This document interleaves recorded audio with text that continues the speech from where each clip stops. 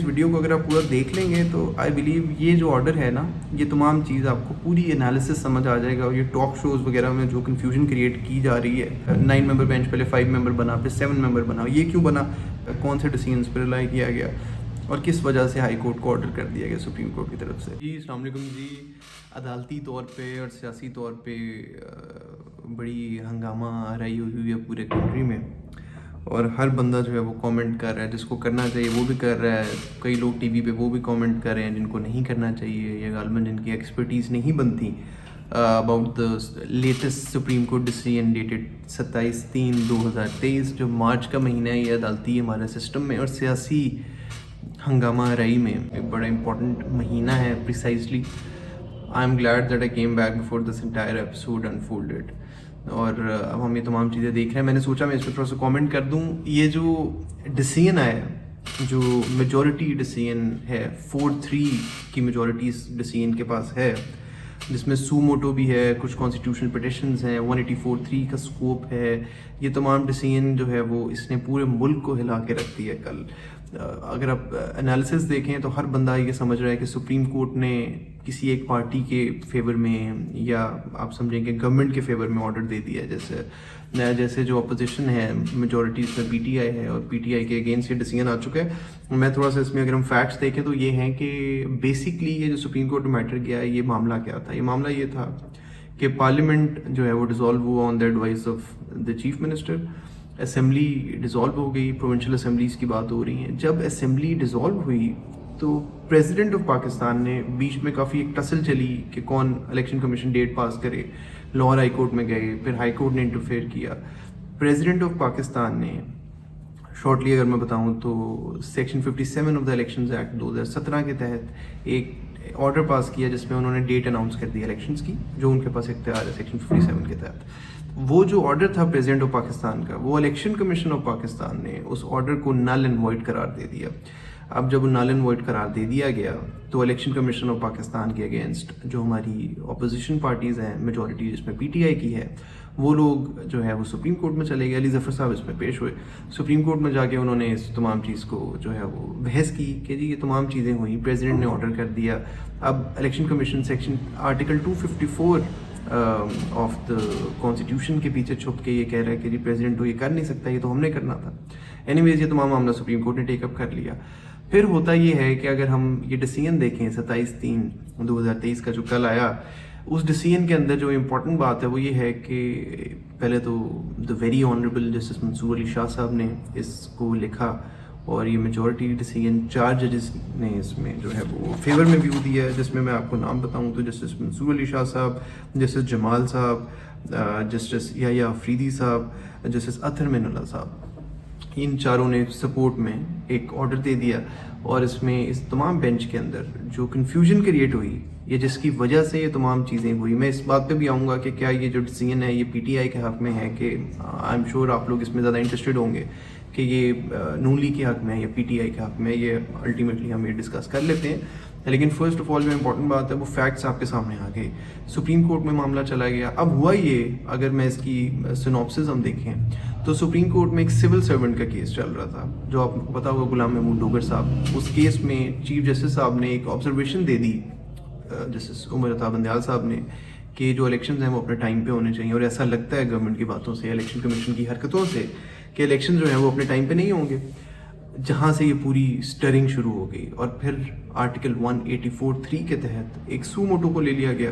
وہ سو motto chief justice صاحب نے ریفر کر دیا، ایک بینچ بنایا، اور سو موٹو اور جو ملتی جلتی کانسٹیٹیوشنل پٹیشنز تھیں ان تمام کو کلب کیا اور ایک 9 ممبر بینچ بنا دیا. اس 9 ممبر بینچ میں جو میں نے 4 ججز کے نام لیے، یہ ججز تھے، اور اس کے علاوہ جو چیف صاحب ہیں وہ بھی تھے، اور اس میں جو ہے وہ 2 اور ججز بھی تھے، جس میں اگر ہم نام لے لیں تو وہ جسٹس اعجاز الحسن صاحب اور جسٹس ابھی ہم لوگ جو بات کر رہے ہیں یہ صرف سپریم کورٹ کے کانٹیکس میں کر رہے ہیں.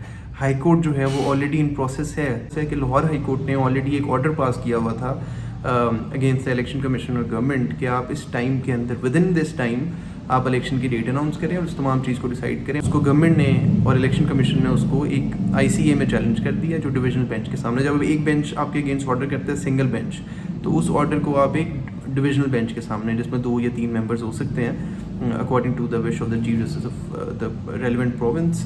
उन्होंने उसको ICA में रेफ़र किया जो अभी पेंडिंग था लाहौर हाई कोर्ट में. वो पेंडेंसी के बावजूद यहाँ पे सुप्रीम कोर्ट में ओरिजिनल जुरिसडिक्शन के तहत PTI ने और हाई कोर्ट में ड्यूरिंग पेंडेंसी उन्होंने सुप्रीम कोर्ट में गए, जिसकी वजह से लाहौर हाई कोर्ट इन अ वे बाईपास हो रहा था सुप्रीम कोर्ट के इनेक्शन से. और सुप्रीम कोर्ट ने जो सो मोटो लिया और उसके साथ जो ये कॉन्स्टिट्यूशनल पिटिशंस क्लब हो गई, वो चीफ जस्टिस ऑफ पाकिस्तान ने अभी रिसेंटली इन्होंने डिसाइड किया हुआ है. तमाम जजेस ने, सुप्रीम जुडिशल काउंसिल ने, जस्टिस निसार साहब ने जो किया, उसके बाद उन्होंने कहा कि जिसको डिविजनल बेंच को रेफ़र हुआ करेगा हर सूमोटो केस, वो इसमें जॉइंटली एडजुडिकेट करेंगे.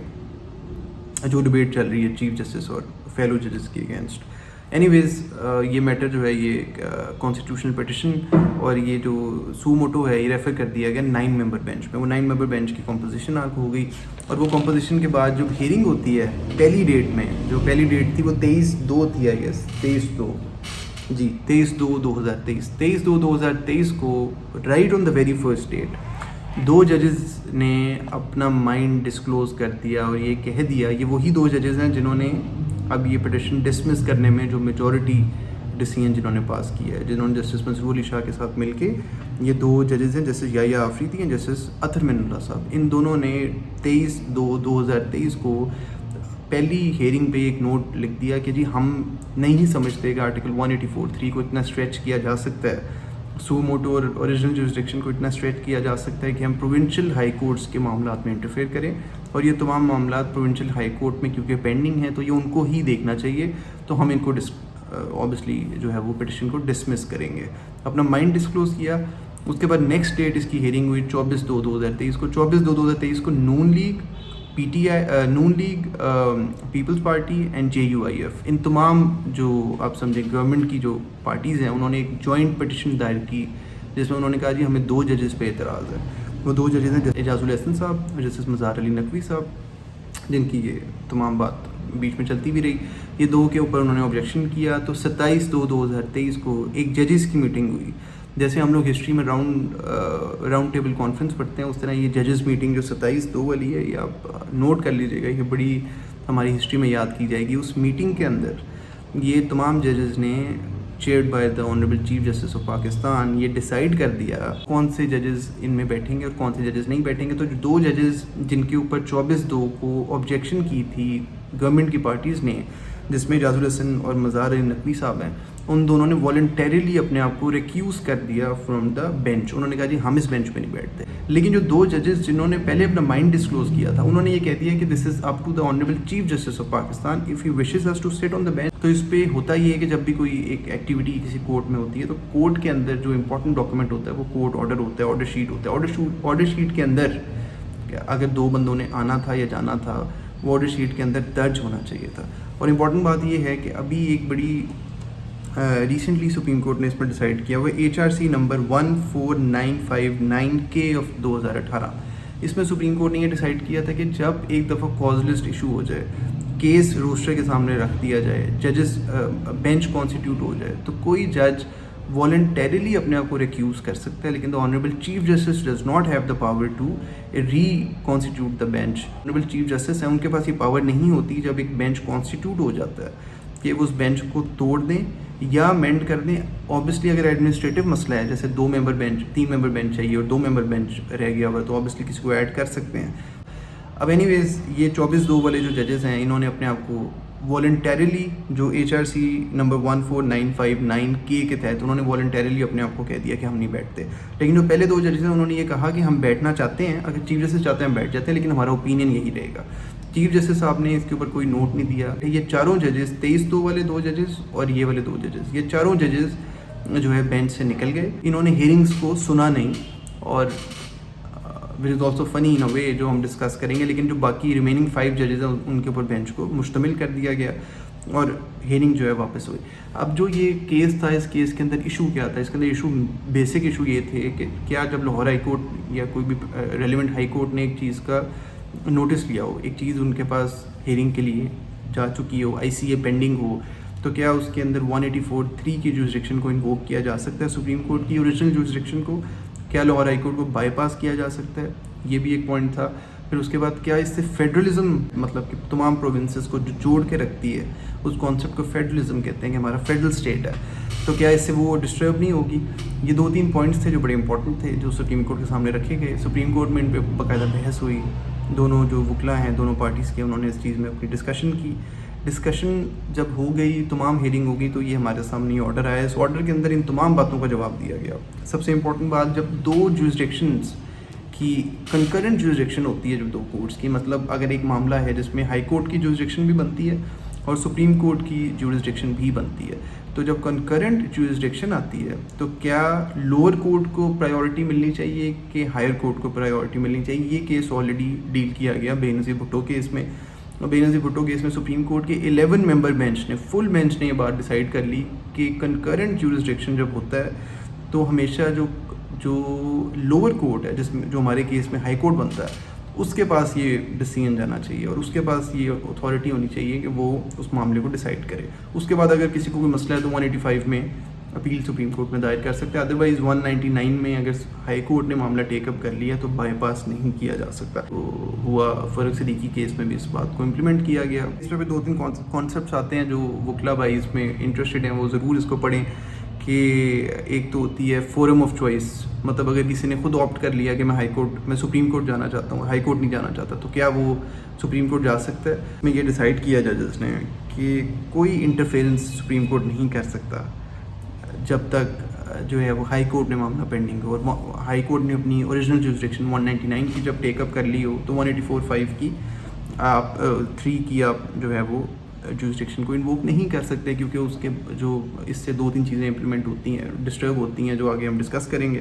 اینی ویز اس کے بعد جو ہے جب ہائی کورٹ کا ایک آرڈر فیلڈ میں ہائی کورٹ نے جب کہہ دیا کہ آپ کراؤ اور آئی سی اے میں وہ چیز پینڈنگ ہے، تو کیا اس سے فیڈرلزم ڈسٹرب نہیں ہوگا؟ فیڈرلزم کا مطلب ہے کہ پروونس کا ایشو ہے.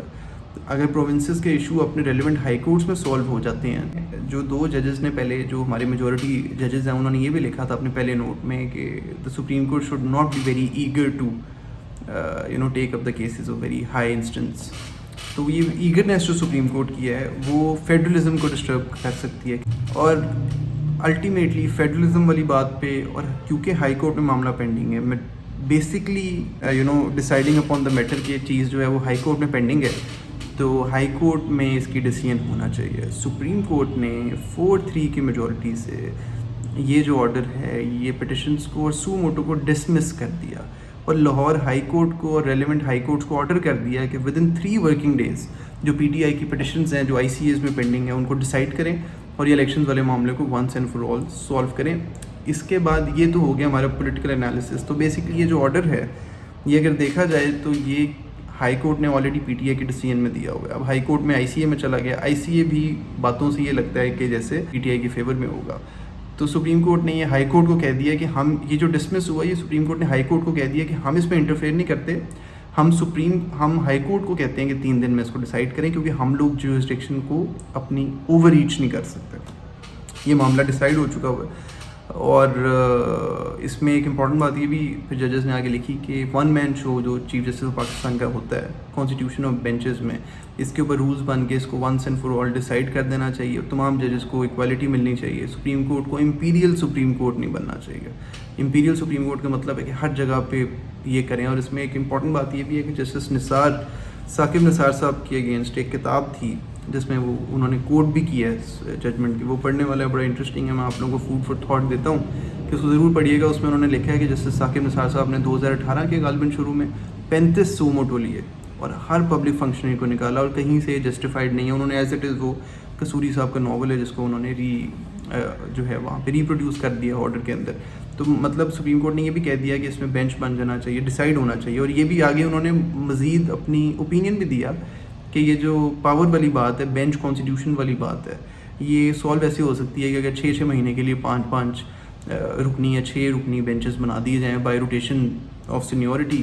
تمام سپریم کورٹ کے ججز ان بینچز کا حصہ ہوں اور وہ امپورٹنٹ نیچر کے تمام کیسز کو ڈیسائیڈ کرتے ہیں، جیسے پولیٹیکل بینچز آپ ان کو کہہ لیں، جو کانسیپٹ امریکہ وغیرہ میں پہلے سے موجود ہے.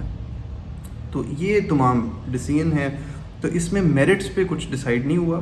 میں یہ بات دوبارہ کلیئر آؤٹ کروں کہ میرٹس پہ ڈیسائیڈ نہیں ہوا. یہ نہیں ہو گیا کہ پی ٹی آئی کی بات غلط ہے، پی ٹی آئی کی پٹیشن ڈسمس ہے. پی ٹی آئی کی پٹیشن یہ تھی کہ آپ اس بات کو سنیں، ہائی کورٹ میں تو چل ہی رہا ہے لیکن آپ سنیں اور اس کو جلدی ڈیسائیڈ کریں.